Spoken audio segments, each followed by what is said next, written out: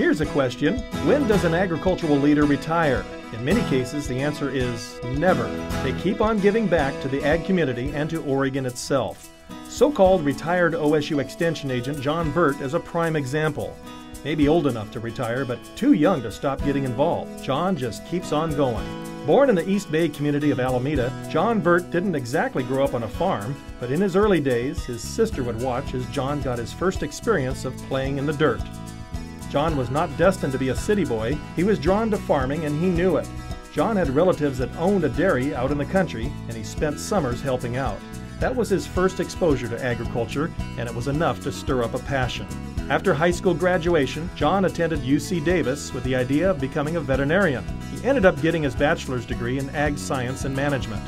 John also served in the U.S. Coast Guard Reserve before getting a master's degree in animal science from University of Arizona. After working in a bank for 1 year, he figured out what he really wanted to do, and in 1973 began his long association with Oregon State University by becoming an extension agent in Lake County. His primary responsibility was working with the 4-H program. When an opportunity to move to the Willamette Valley came up, John jumped on it and began a 15-year run as a Polk County extension agent. He worked extensively with growers on farm management. This was more than just a desk job. John was out in the field with farmers, looking at better ways of production.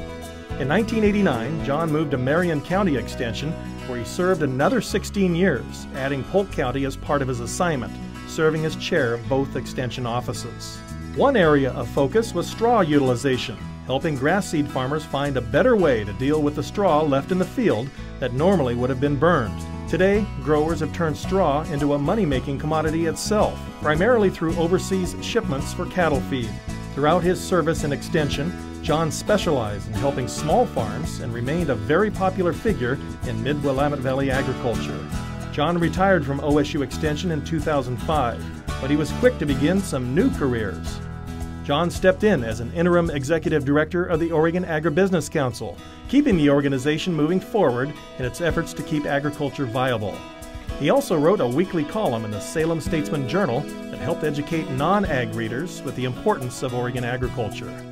John was an instrumental player in the growth and popularity of AgFest, the annual hands-on experience geared at kids in Oregon. While busloads of students arrived, along with their teachers and many times their parents, John's vision and leadership helped shape AgFest into a great event that seems to get bigger and better each year. John Burt also got heavily involved in hunger issues, starting with Marion Polk Food Share.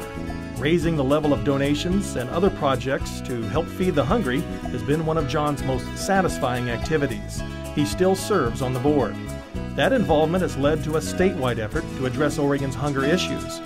John now serves as Executive Director of Farmers Ending Hunger, an organization that relies chiefly on producers who donate a portion of what they grow to the Oregon Food Bank Network. John has been in the middle of some great activities to call attention to the effort and has largely done the chore of soliciting donations, including some from the general public.